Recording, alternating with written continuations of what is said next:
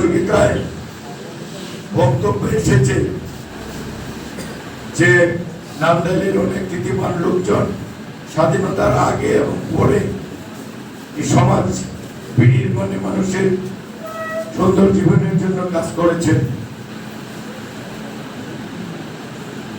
আমি বলবো না যে অত্যন্ত পরিশ্রম করে আজকে অবস্থায় আসছি, আমি বলবো ইচ্ছা থাকলে উপায় হয়।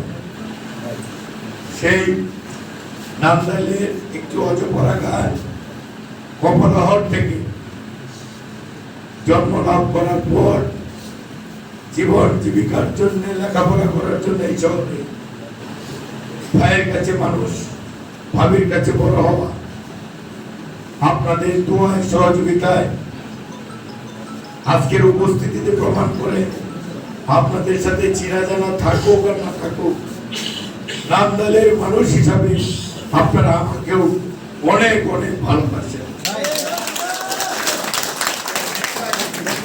যারা অনেক সিনিয়র আমার সমবয়সী তারা হয়তো আমার আচরণ সম্বন্ধে জানেন।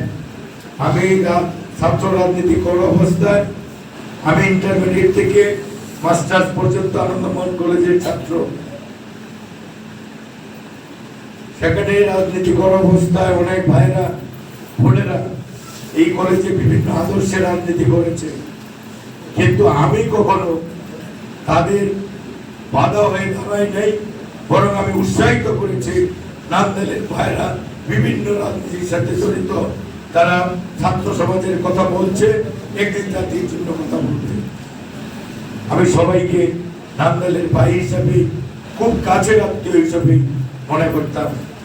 আজকে যিনি সভাপতিত্ব করছেন আমার পরম আত্মীয় বাবুল ভাই, বয়সে ছোট, হয়তো 2-1 বছরের হতে পারে, কিন্তু আমরা একসাথেই বেড়ে উঠেছি এই শহরে আসার পরে।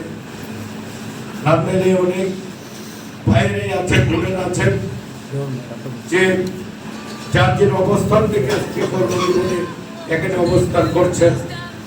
একটি প্রশ্ন আসে যে আমি তো কোনোদিন আপনাদের খবর নেই নাই, সংবাদ নেই নাই, খোঁজ খবর নেই নাই।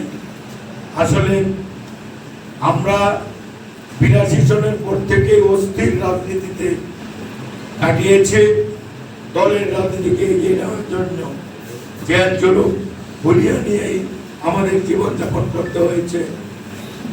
আমরা পরবর্তীতে ফ্যাসিস্ট পদত্যাগে বাধ্য করানোর সময় তো প্রশ্নই আসে না ঘরে থাকা।